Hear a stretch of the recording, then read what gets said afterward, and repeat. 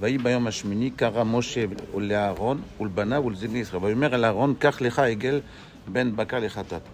Vous voyez, donc Rachid dit quoi? Il dit Vaï bayom hashmini, shmini les milouim, ou Rosh Chodesh Nissan, c'est-à-dire bidiouk aujourd'hui.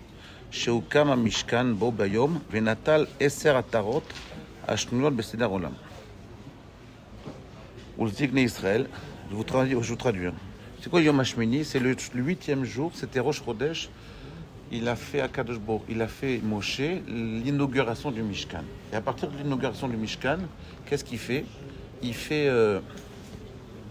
Il va faire Moshe Rabbeinu, il va commencer le principe des korbanot, c'est-à-dire des sacrifices. Moi je vous pose une question. Le Rambam, vous savez qu'il y a une grande marloque entre le Ramban et le Rambam, entre Nachmanide et le Rambam. À quoi ça sert les korbanot? Le Rambam il dit bon, c'est parce qu'on était un peu des idolâtres, donc on continue à être des idolâtres. Il y a beaucoup qui le critiquent pour ça. Parce qu'ils disent quoi? Ça veut dire c'est juste du mytho quoi. C'est un peu mytho en fait de dire ça. Ce qu'ils disent. C'est-à-dire ces gens font ça parce que bon, ils étaient habitués à être idolâtres, alors on va leur faire un truc qui ressemble à l'idolâtrie. C'est très bizarre, non? Qu'est-ce qu'il veut dire par là le Rambam? C'est très bizarre. Le Rambam il le critique. Nachmanide il critique énormément le Rambam à cause de ça. Il dit comment? C'est très essentiel. Qu'est-ce qu'il veut dire? Est-ce que vous avez une idée? Quel est le but? Quel est le sens des sacrifices? Pourquoi on fait des sacrifices? Très bien. Les carèves. Parce qu'on voit aujourd'hui que c'est avec la tfila qu'on remplace. Mais pourquoi? Mais c'est quoi exactement la notion des sacrifices? C'est un grand ridouche, je vais vous dire. Une immense ridouche. Vous n'avez jamais entendu. Déjà qu'on a eu une Yerida. Quoi? Une Yerida du Hegel Azaf. On a construit le Mishkan. Plus la. Ouais, mais là, à mon avis, le Hegel n'a pas eu lieu. C'est avant le Hegel. Ah, c'est un problème. Ouais. Quand on inaugure, c'est on reçoit la Torah, on fait le Mishkan et après on commence à faire les sacrifices. Le Hegel il vient après. Alors quel est le sens des sacrifices? Pourquoi on fait des sacrifices? Et quel rapport avec la tfila? Moi j'aurais pas mis la tfila à la place des sacrifices. C'est super bizarre cette histoire là, non? Rabbi Eliaou, qu'est-ce que tu dis, Denis? Capara aussi. Capara de quoi? Des fautes. Mais pourquoi on le fait en public? Pourquoi on le fait en public? Pourquoi on le fait en public? Pourquoi ça doit être au Beth Amikdash? Pourquoi ça doit être... On pourrait faire dans chaque synagogue un petit korban, on prend un chien, on l'égorge et on fait un peu de... On prend un chat, on prend... Ouais. Pourquoi faire ça au Beth Amikdash, le centre névralgique de toute l'humanité? Tu fais un petit truc dans ta petite synagogue, à Alef, tu fais à Ansel, ils prennent des souris, s'il y en a plein de souris, vous voulez... C'est pour retarder. C'est-à-dire si je sais que je dois faire un korban, on prend des souris. Je vais glisser. Si je sais que je dois mettre un korban devant tout le monde, korban hatat, korban... Non mais pourquoi on fait... Non mais ça, que vous dites... Ça va me freiner quand même, ça va me freiner. Au korban, mais que c'était là où il y avait le Pourquoi le korban, on le fait dans un lieu qui est le centre névralgique du clan d'Israël? Pourquoi? Le sacrifice d'Isaac. Ça rappelle l'idée de sacrifice pour se rapprocher de Dieu. Ça c'est sûr, c'est ça, pour se rapprocher de Dieu. Mais on se rapproche de Dieu à quel niveau? C'est ça ma question. 10 000 euros. Je vous donne 10 000 euros si vous me donnez la réponse. Quand vous n'avez aucune chance de trouver. C'est pas fair play.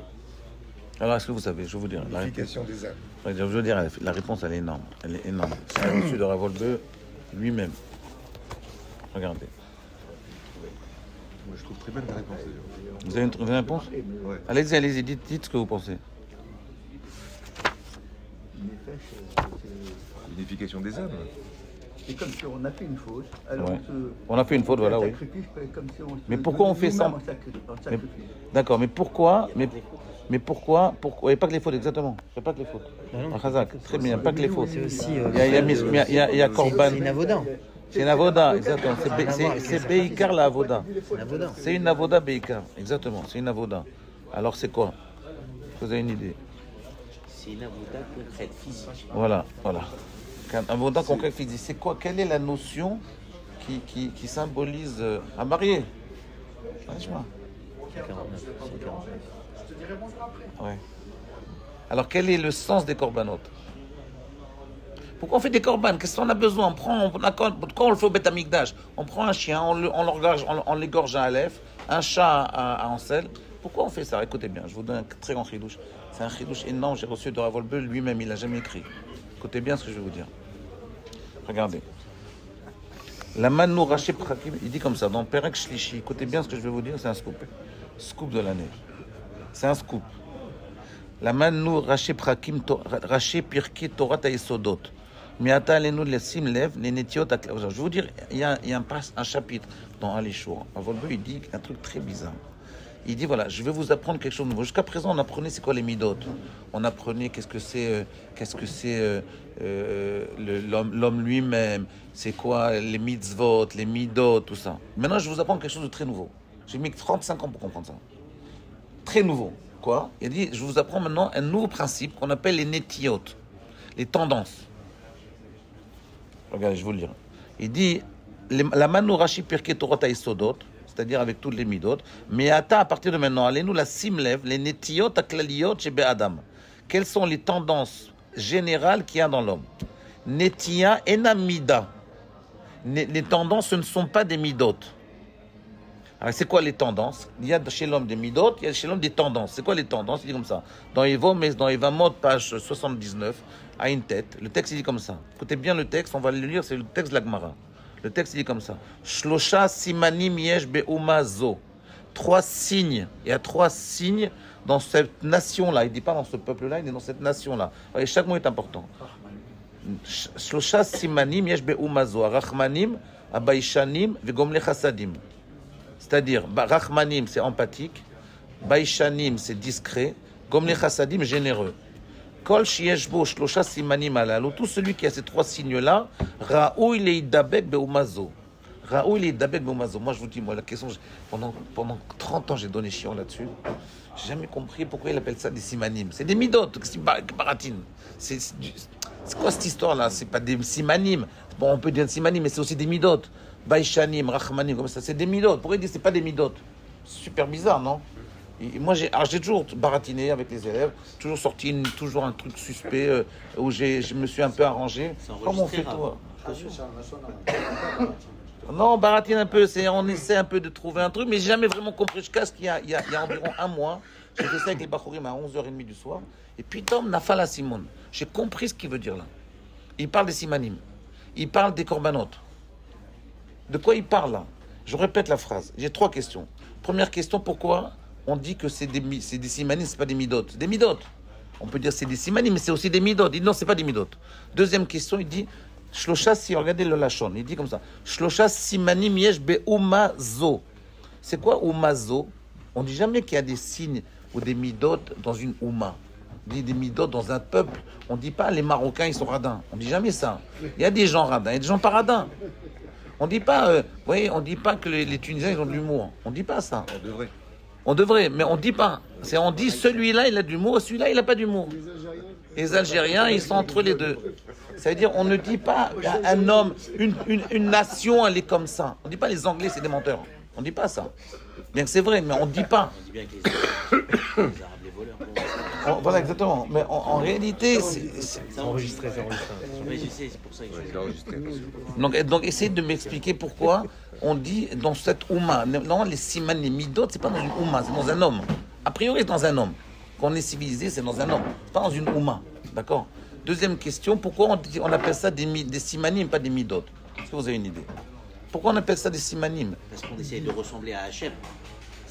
Oui, mais si ressembler à c'est Hachem. Non, on essaye de faire comme lui. Non, ressembler, c'est très bien. Mais ressembler à Hachem, c'est des midot. C'est comme ça qu'on ressemble à Hachem, mais pas les simanim. Simanim, c'est autre chose. Les tendances peut-être en termes de potentialité, capacité de... Non. C'est une définition du peuple juif. Voilà, c'est une définition du peuple juif. Mais pourquoi on définit pas? Qu'est-ce qu'il veut dire là? Moi, c'est ça que j'ai jamais compris. Qu'est-ce qu'il veut dire par là? Ravolbe, il explique cette Gemara-là d'une façon très originale. Et il dit, voilà, il y a une Ouma. Il y a 3 signes. Et pourquoi on appelle ça des simanim? Pourquoi on n'appelle pas ça autre chose? C'est quoi siman? Comme une cache-route, quoi. C'est comme les simanim de cache-route. C'est-à-dire, c'est...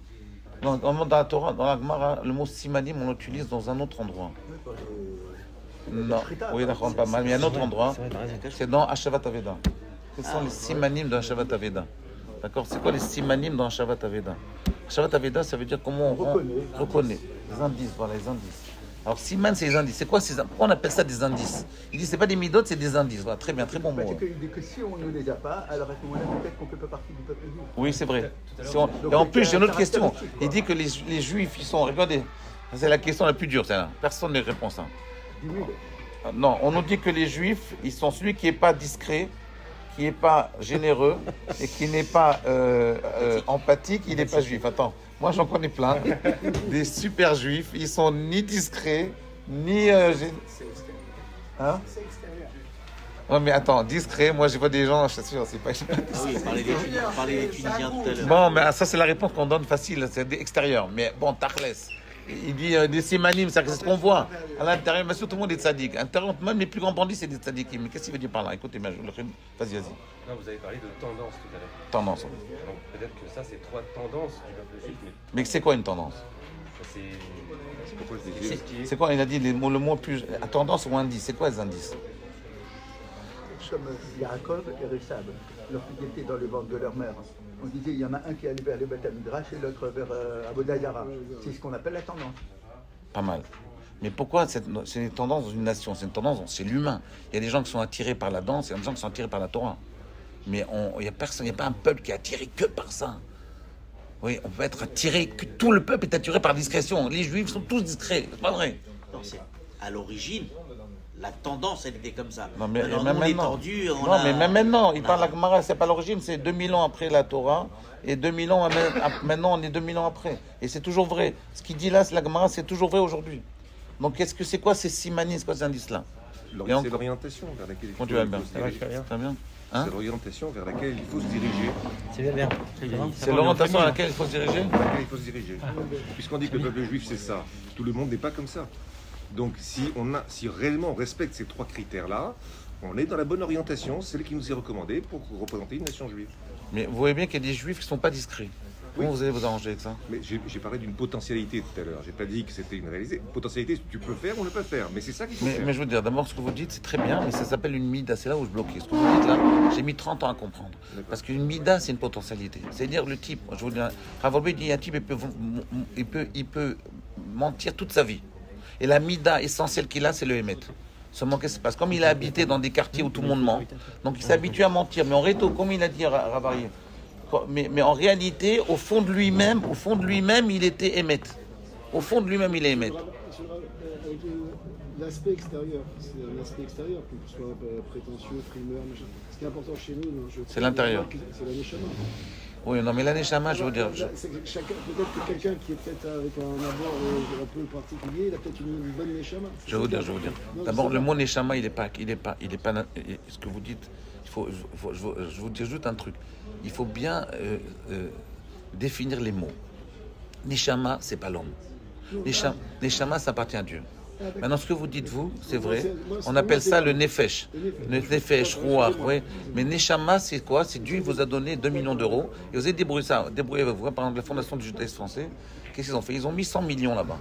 Et ils ont dit, maintenant, vous commencez une fondation. Mais ils ont laissé 100 millions. C'est-à-dire, maintenant, la fondation, elle n'a besoin de personne. Mais il laisse 100 millions là-bas. Mais maintenant, vous commencez. Là, c'est pareil. Dieu nous a donné 100 millions. Il dit, maintenant, ce 100 millions, tu le mets à la banque, tu fructifies. Maintenant, essaie d'utiliser un peu pour avoir de l'assurance. Et comme ça, tu éclates. Mais ces 100 millions, ils ne sont pas à nous. On lui rend à la fin. Donc, la neshama, c'est pas nous. Nous, c'est nefesh, rouar.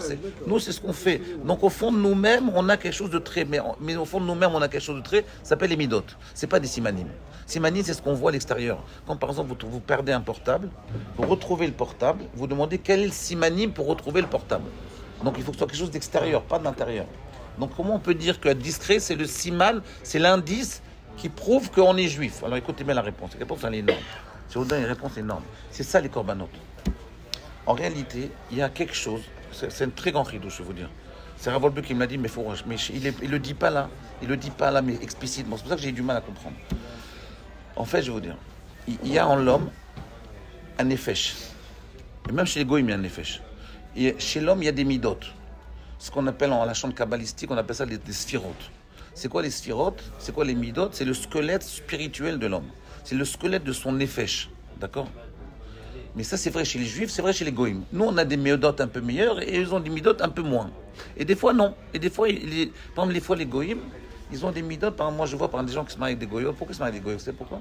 Parce que des fois, elles sont plus faciles. Des fois. Alors, c'est plus dur des fois. Bon, bien sûr, avec le temps, non. Mais au début, il y a un peu ça. Ça veut dire que les goïms aussi, ils ont des fois des bonnes midot. Ils ne sont pas toujours des mauvaises midot. D'accord? Et heureusement. Heureusement, exactement. Et heureusement. Voilà, Et très bien. Et heureusement. À part les Arabes, même les Arabes, ils ont aussi des fois des bonnes midotes. Bon, je ne rentre pas là-dedans. Maintenant, regardez bien. Maintenant, en réalité, ici, on ne parle pas de ça. Quand il dit à Volbu, il dit les simanim, ce n'est pas des midotes, qu'est-ce qu'il veut dire? Il veut dire les midotes, c'est au niveau de l'individu. Maintenant, il est Mechadesh ici, la Gemara, il est Mechadesh dans Yvamot. Et Mechadesh, un yisod incroyable, un principe incroyable. Qu'est-ce qu'a dit la Gemara? Elle dit un très très grand principe. Elle dit qu'il y a quelque chose qui n'est pas de l'ordre des midotes, qui existe dans le nefesh de l'homme, dans le nefesh du juif, qui est un endroit du nefesh qui n'est pas de l'ordre de l'individu, qui est de l'ordre du klal, du collectif. Ça veut dire qu'il y a quelque chose en nous qui est de l'ordre d'Israël. Le type, il peut être complètement, écoutez bien, les midotes, comme vous avez dit, c'est potentiel, ça se travaille. Les simanim, ça se travaille pas. Le type, il peut manger il peut manger toute sa vie à Kippour. Il peut faire Mechalel Shabbat toute sa vie. Il a ces simanim là, et un jour, ça sort. Je vous donne un exemple. Pendant la guerre, le 7 octobre, les gens, ils l'appellent 7 octobre. Moi, ça me dérange ce truc, 7 octobre. Pendant Simchat Torah, j'ai un élève à la yeshiva, un très bon élève. Et lui, il est à la yeshiva, et son oncle, il est directeur de la police de Ashkelon. Quand ils ont entendu qu'il y avait ce qui s'est passé, qu'est-ce qu'il a fait? Il a pris sa voiture, il est Shomer Shabbat, son oncle. Il a pris sa voiture, il a pris RPG, il a pris des grenades et des bombes, et il est allé dans le sud pour défendre les Juifs. Et il a tué peut-être 100, 150. Il est rentré à Be'eri, il a tué peut-être 100 terroristes. Il envoyait des bombes, il tirait sur tout le monde, et il passait d'un endroit à l'autre. Après, on le tirait dessus, ils arrivaient à s'en sortir, il allait dans un autre, après dans un autre. À la fin, vers midi et demi, alors qu'il a tué peut-être 200 personnes, qu'est-ce qu'il a fait? Il est arrivé dans un moshav, là-bas, un kibbutz. Ils étaient 15, ils ont repéré les Arabes, ils ont repéré les Palestiniens. Ils ont envoyé sur lui une bombe, ils l'ont explosé. Donc il restait de son corps que ça, un os. Tout son corps a été explosé, il ne restait plus rien. Moi j'étais à l'enterrement, il restait ça. Dans la tombe, elle était vide. Il y avait ça. Moi en question, pourquoi il a fait ça? Il est fou. Il savait qu'il allait mourir. Pourquoi il a fait ça? Il connaît ces gens-là, il ne connaît pas. Pourquoi il a fait ça? Parce que ça, c'est le simanim du peuple juif.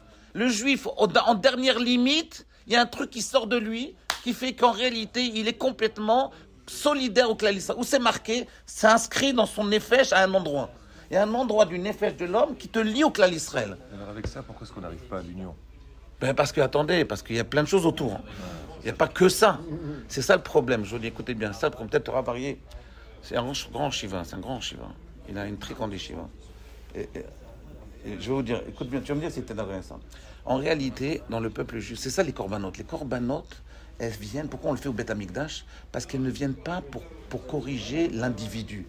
Elles viennent pour corriger cette facette-là, klal Israël. Vous voyez, il y a une facette individu. Vous voyez, moi, Tunisien, Marocain, Algérien, Polonais, voilà, Polonais, vous voyez. Même Parsim, vous voyez. Ils existent aussi, les Parsim, Irakim, ils ont tous leurs trucs. Vous voyez. Les Syriens, par exemple, les Juifs syriens, ils sont très puissants. Vous voyez, ils tiennent le monde des yeshivot, c'est eux qui les tiennent. Les Juifs syriens, les Chalabim, ils tiennent le monde des yeshivot. C'est eux qui tiennent. C'est pas les Marocains ni les Tunisiens. C'est les Syriens qui le tiennent. Les autres, ils rajoutent des cacahuètes. Mais c'est eux qui tiennent le monde des yeshivot. Sans eux, pas le monde des yeshivot. D'accord? Donc ces gens-là, en réalité, ils sont individuels. Mais à part ça, il y a quelque chose qui nous lie tous ensemble. Qui nous lie tous, qu'on ne sait même pas de quoi il s'agit. On ne sait même pas d'où ça vient. C'est quelque chose qui est du fond de notre être. C'est des simanes de reconnaissance, c'est des signes de reconnaissance. Que des fois, il y a un type, il sent travailler, il ne faut aucun travail. Il ne sait même pas qu'il est juif, il ne sait même pas. Et à un moment, il se sent très collé au peuple d'Israël. Vous voyez? C'est ça que les corbanotes disaient Metaken. Alors aujourd'hui, on n'a pas de corbanotes parce qu'on n'est pas à ce niveau-là. On n'a pas ce niveau de se mettre, de s'identifier. Vous voyez, quand les Juifs ils souffrent, quand le klal Israël il souffre, d'accord. Alors ils se solidarisent. Comment ça vient? On ne sait pas. Même nous, on ne sait pas d'où ça vient. Nous, on se sent très solidaires, mais on ne sait pas d'où ça vient.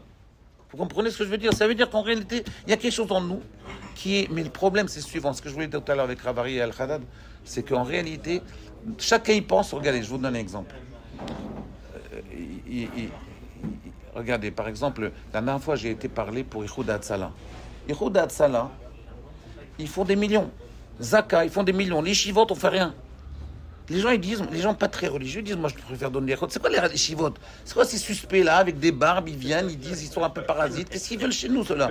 C'est eux, ils disent, mais c'est ceux qui sauvent le peuple juif? C'est l'armée, c'est les Khudat Salah, c'est Zaka, c'est eux qui sauvent. Les chivotes, c'est un peu des... On sait pas ce qu'ils font. Et nous, qu'est-ce qu'on dit, nous? On dit, mais eux, c'est rien, c'est nous les plus forts. Sans nous, il n'y a pas de peuple juif, Birklal.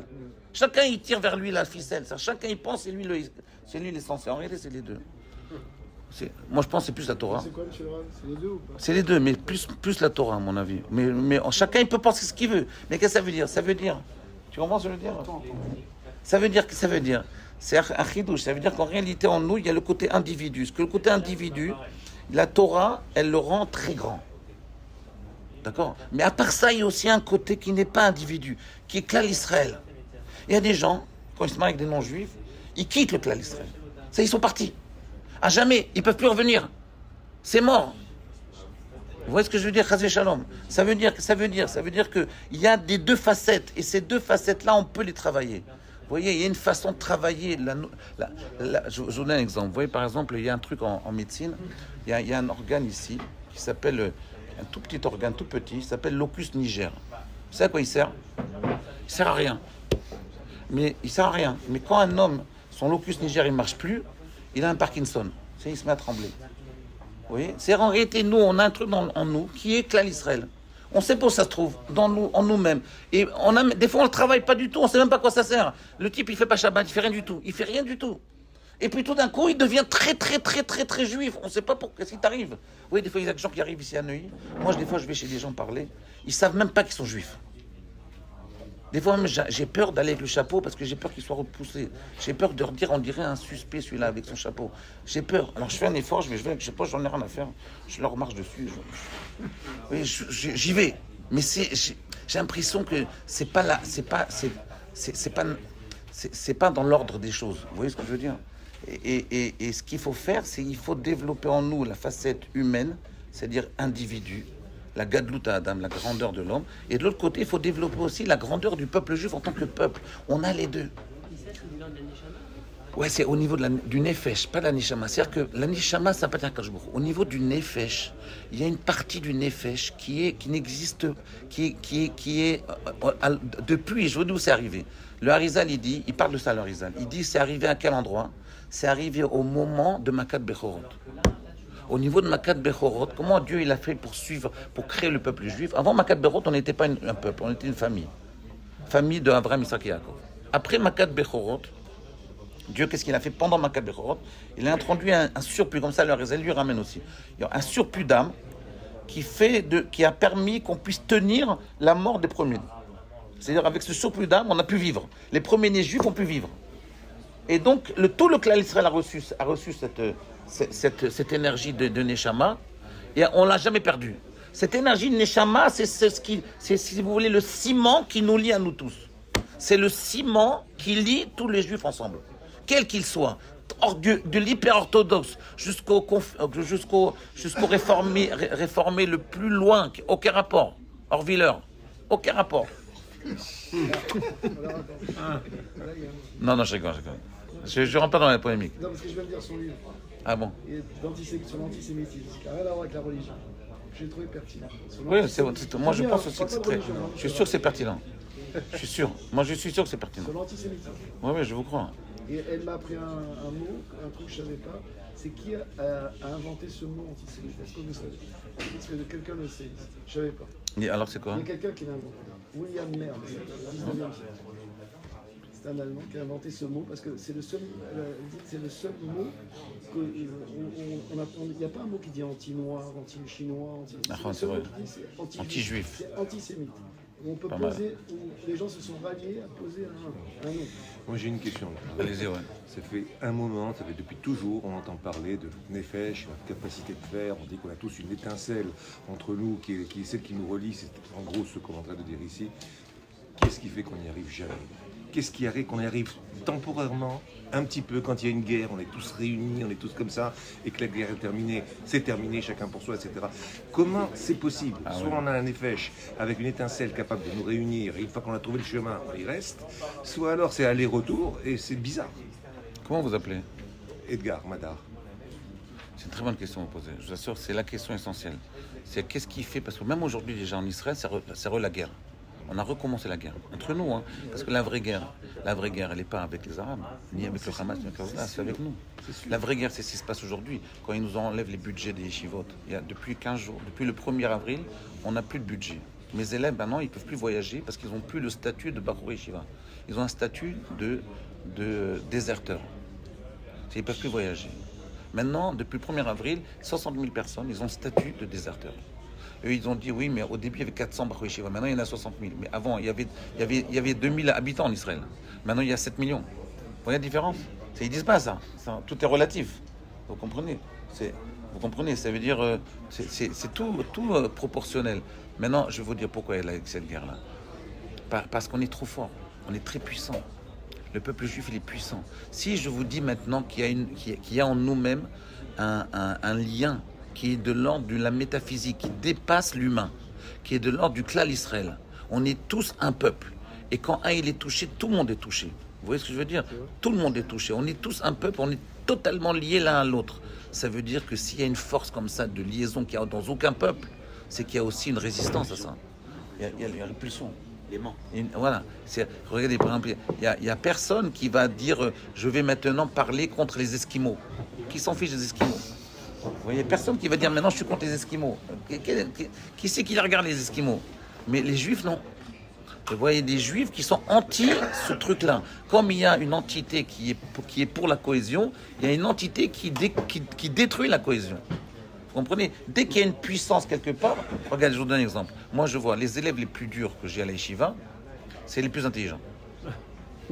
Les moins intelligents, c'est les plus sérieux. Les plus intelligents, ils sont très intelligents, mais ils sont agités. Donc il faut gérer ça.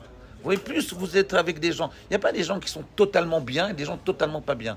Plus vous avez une qualité très forte, plus il y a un défaut très fort qui sort en entité de cette qualité. Donc comme maintenant on a compris, c'est ça les corbanotes. Les corbanotes, c'est, on va essayer de purifier cette âme qui est l'âme du peuple juif. C'est ça les corbanotes. C'est pour ça que les corbanotes, nous on pense c'est individuel, mais c'est pas que individuel. C'est aussi, ça connecte le peuple juif en tant qu'entité. C'est l'entité du peuple juif qui doit être soudée. Cette entité-là, elle existe en essence. On est moins, maintenant on est plus dans l'humain. Vous voyez maintenant comment depuis des centaines d'années, ce qui compte maintenant, c'est un juif, il peut lier tout le monde. Moshe Rabbeinu, il peut lier tout le monde. Le Rambam, il peut lier tout le monde. Vous voyez, un homme, il peut lier tout le monde. C'est un homme. Mais il n'y a pas une cohésion entre nous depuis qu'il y a plus les corbanotes. Le Beth Amikdash, il nous liait tous ensemble. C'est pour ça que tu fais la béminiane. C'est pour ça que tu fais un béminiane, Khazak. C'est pour ça qu'on remplace toujours le korbanot par minyan. Mais c'est quoi minyan? Parce que c'est klal Israël. Le korban, c'est klal Israël. C'est pas individuel. Bien qu'on pense que c'est individuel, parce que c'est pour repérer les fautes. Non, c'est-à-dire que quand vous avez fait une faute, vous avez abîmé. Quand vous faites une faute, quand un homme il fait une faute, il abîme une partie de son nefesh. Mais il abîme aussi une partie de ce nefesh-là, qui est le nefesh du klal Israël. Ce nefesh du klal Israël-là, il l'abîme. C'est ça qu'on corrige avec les corbanotes. On corrige cette entité de collectivité. C'est-à-dire que s'il y aura une amélioration au moment de la construction du temple, c'est quoi cette amélioration? Elle sera qu'il y aura moins de marloquettes entre nous. Pourquoi alors au Beth Amikdash, il y avait Korbanot et il y a eu Sinatrinam? C'est pour ça que c'est à cause de Sinatrinam que le temple a été détruit. C'est ça que ça veut dire. Mais même dans le... non, parce que l'homme, il a le libre arbitre. Si un homme, il veut se dire, maintenant, je ne veux plus être parmi les Juifs, je veux me battre avec les Juifs, je ne suis plus d'accord avec vous. Même à l'intérieur des yeshivot, il y a des marloquettes. Il y a des marloquettes partout. Oui, plus il y a une puissance, plus il y a des disputes. Donc il y avait des disputes à cette époque-là. Eh bien, on a dit, vous continuez à vous disputer, il n'y a plus de raison de faire le temple. Si vous vous disputez, il n'y a plus de raison de faire le temple. Vous savez, je vais raconter une histoire. Un jour, il y avait plein d'attentats. C'était il y a 20 ans en Israël. Il y avait plein d'attentats. Il y avait tout le temps des morts. Tous les autobus dans les bureaux. Il y a 20 ans, il y avait des moments, au mois d'avril, au mois de Pourim, il y avait plein d'attentats. Au Shalaim. Et ils ont demandé à Rav Shteyman à l'époque, des rabbanim sont allés le voir, lui, pourquoi vous ne déclarez pas un jour de jeûne ou un jour de manifestation de tous les juifs ensemble, on fait une manifestation pour dire à Dieu protège-nous. Il dit ça sert à rien. Il dit pourquoi? Il dit parce que les gens ils se disputent trop entre les maisons. C'est-à-dire le mec il veut construire une terrasse, tous les voisins se mettent contre lui pour l'empêcher. Celui il veut faire ça. Vous voyez, s'il n'y a pas de cohésion entre nous, ça sert à rien de prier. D'abord commence avec une petite cohésion. Après, on peut prier. Mais s'il n'y a pas ça, c'est même pas la peine. Rav Steinman il a dit ça. Ce qui fait peur, c'est que ce qu'on est en train de dire, c'est malheureusement la même chose que chez les non-juifs. Ils ont les mêmes critères que nous. Ils ne sont pas d'accord entre eux. Ils ont un problème de cohésion. Ils ont des machins. Et nous disons, nous, juifs, nous avons un supplément d'âme. Donc nous pouvons arriver à quelque chose, mais nous n'y arrivons pas quand même. Pourquoi? Je veux dire une différence. C'est Rabbi Rocham qui dit ça. Il dit ce supplément d'âme qu'on a, qu'est-ce qui nous donne en plus des autres peuples? Quel est le point qui donne au peuple juif ce supplément d'âme que les autres peuples n'ont pas? Ça, le supplément d'âme, c'est de la mystique. C'est quand vous voyez un rabbin, vous lui embrassez la main, dites-moi sûrement quand je lui embrasse la main, je vais recevoir de l'argent. Les gens ils pensent comme ça, vous voyez, ou ils pensent pas comme ça vraiment, mais inconsciemment ils pensent comme ça. J'embrasse la main, sûrement il va me bénir et il va me faire une bracha. Ça c'est de la mystique ça. Mais qu'est-ce que ça veut dire pratiquement? C'est quoi ce supplément d'âme pratiquement? Qu'est-ce que ça veut dire? Je vais vous dire ce que ça veut dire. Rabbi Yocham il dit quelque chose de très fort. Il dit ça veut dire que le juif c'est le seul peuple où en tant qu'individu on peut changer. Un homme il peut changer. L'homme c'est un animal développé. Il ne peut pas changer. Un chien, vous n'avez jamais vu un chien qui fait miaou? Jamais. Eh bien, il peut y avoir des juifs qui font miaou. Ça veut dire qu'ils peuvent changer. On peut faire miaou, nous. Ah, on n'est pas des chats, on peut faire miaou. On peut changer. Par cette supplément d'âme qui nous connecte à nous, on peut changer. C'est-à-dire qu'on peut se contrôler et se dire, voilà, ce type, moi par exemple, voit un type pas religieux du tout, il me dit, mais pourquoi vous êtes des parasites, pourquoi vos élèves ne font pas l'armée? C'est ce que je lui dis. Tu as raison. Moi, à ta place, je comprends, c'est pas normal que nous, on fasse pas l'armée, c'est pas normal. Si tu réfléchis avec ta tête, c'est pas normal. Moi, c'est à ta place, je penserais comme toi. Maintenant, moi, je suis pas à ta place. Et je vois avec une autre vision. Mais si j'étais à ta place, je pense comme toi.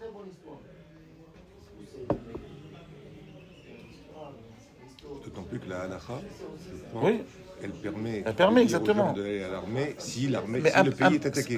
Indépendamment de la halakha, je vous dis, c'est pas normal. Nous, on était gênés. C'est pas normal que eux, leurs enfants, ils meurent et nous, non. C'est pas normal. Mais moi, je vous parlais maintenant de mon point de vue. Mais peut-être que l'étude de la Torah, c'est ce qui sauve le peuple juif. Sans ça, il n'y a pas de peuple juif. Non, ça change tout. D'accord? Ça change tout. C'est-à-dire, si on voit ça sans cette image-là, on ne comprend rien. Mais si on voit ça avec cette image-là, on comprend tout. Comprenez? Ça veut dire qu'il faut bien comprendre que ça dépend de quels avis, de quelle façon vous regardez les choses. Si vous regardez comme ça, vous regardez comme ça. Moi, à sa place, je me dis, je comprends très bien ce qu'il dit. Il a raison. Même ce rabbin, comme vous avez raconté précédemment, qui a eu une vision le jour du Shabbat et qui est parti avec les armes et qui a été tué. Voilà, celui-là. Ouais. Donc, c'était pas un rabbin, c'était un type qui était directeur de la police de Ashkelon. Ah ouais, moi, excusez-moi. Oui, tout seul, il a pris personne, parce qu'il y avait les portables, ils étaient éteints tous. Tout le monde était en synagogue. Il s'est habillé en civil, il a pris sa voiture et il est allé tuer, il a tué 250 personnes. C'est son neveu qui m'a raconté. Son neveu, il ne peut plus étudier aujourd'hui. Son neveu, il était très fort et aujourd'hui, il ne peut plus étudier. Depuis 6 mois, depuis 7 octobre, il ne peut plus étudier. Il ne peut plus parce qu'il est trop perturbé par ça. Tous ceux qui ont connu la Shoah et qui ressortent de la Shoah. Voilà, exactement. Mais qu'est-ce que vous répondez alors, justement? Celui qui dit vous êtes des parasites. Vous dites, Je comprends ta position, oui. mais. Je réponds pas. Je comprends. Voilà. Ah, calme. Vous savez, quand vous dites ça, les gens, ils vous critiquent pas. Hein. Quand vous dites je comprends ce que tu dis, à ta place, je pensais comme toi, ils disent rien. Hein. C'est vrai, mais pour autant, on ne sort pas de la question. C'est-à-dire, chacun reste sur sa position, chacun fait de l'empathie par rapport à l'autre. Je comprends ce que tu dis, et toi tu comprends ce que je dis, mais je reste sur ma position, et toi tu restes sur la tête. On ne fait pas avancer le schmilblick avec ça. Comment faire avancer le schmilblick? C'est ça la vraie question. On peut pas. Donc, voilà. Alors donc si on est bloqué... Non, c'est pas facile. C'est ça le problème. Oui, vous avez raison. Partout où on va, on est bloqué. J'étais, je ne vais pas rentrer de ma vie, j'étais à l'Assemblée nationale cette semaine pour discuter avec des députés sur qu'est-ce qui ne va pas. On a un problème d'autorité, on a un problème d'inversion des valeurs, etc., etc. Les députés disent on est impuissants. C'est pas nous, c'est l'autre. Qui c'est l'autre? C'est le président de la République. On ne peut pas. Mais alors comment? Qu'est-ce qu'on fait là si on ne peut pas? Il faut qu'on fasse quelque chose. Je vais vous dire. Moi, j'ai une réponse à vous. J'ai une réponse pour vous. C'est Rav Wolbe qui m'a donné cette réponse. C'est qu'en réalité, il n'y a pas de réponse intellectuelle. Il y a une réponse au niveau des midotes. C'est-à-dire quand vous voyez quelqu'un qui se comporte bien, alors vous dites, je le suis. Voilà. Et on ne peut pas répondre à cette question au niveau cérébral. Il n'y a pas de logique. Mais si vous voyez que ces gens-là, ils se comportent bien, alors on dit bon, alors il y a quelque chose là-dedans. S'ils se comportent mal, comment les aider à transformer leur action? Alors s'ils se comportent mal, il faut les aider à se comporter bien. Ça veut dire C'est que... un problème. Le président de la République, on va lui dire tu devrais bien te comporter. Ah non, président public, je sais pas. C'est lui qui détient le pouvoir. C'est vrai, vous avez raison. Tout à l'heure, il a posé En une Israël, non. Vous savez, en Israël, le pouvoir, il n'est pas du tout entre les mains du pouvoir. Le pays, il est entre les mains de la gauche. Et le pouvoir, il n'est pas du tout entre les mains de gens qui gèrent. Il n'y a aucune loi. Moi, j'ai plein d'élèves j'ai 3 élèves qui sont ministres. Ils m'ont dit, on peut faire aucun changement. Parce qu'à chaque fois qu'ils font un changement, il y a le bagat qui en bloque. Exactement. Donc, c'est-à-dire, il y a rien, on peut rien faire. Il a posé une question tout à l'heure, il a dit que nous on avait un supplément d'âme, pourtant on n'arrivait quand même pas à être En théorie, on peut. interrompu, mais on a du mal. On a du mal. Et après, vous avez parlé que le juif il peut changer. Ça veut dire quoi par rapport au goy? Ça veut dire que le juif, nous, on peut changer dans nos Le midot. juif, c'est-à-dire par rapport au goy. Parce qu'on a reçu un supplément d'âme qui nous donne cette faculté de se mouvoir. Mais le goy il peut pas. Non. Pourtant on a l'impression qu'il peut. Comment? Je sais pas, un goy qui Tu as un coq qui est radin, travaille. tu l'as déjà vu par radin un jour? Je pense que. Voilà, je vous dis, c'est Je ça. pense, hein, avec Non, mes yeux, je pense qu'un peut-être que oui. musulman Peut-être que oui. qui veut se travailler ses Regarde, méthodes, c'est ce qu'il ça disait existe. Rabbi Rocham. Moi, je vous ramène une phrase de Rabbi Rocham. Il disait Rabbi Rocham Leibovitch, le rab de Rav Wolbe. Il disait que ce qu'on a reçu, c'est quoi au niveau pratique, ce qu'on a reçu du peuple juif, ce qu'on a reçu, on a reçu le supplément d'âme, on a reçu cette faculté de changer. Voilà, c'est tout. Pas plus. Sans parler du goy. Allez, Be'atzlacha. Comment ça va? Très intéressant.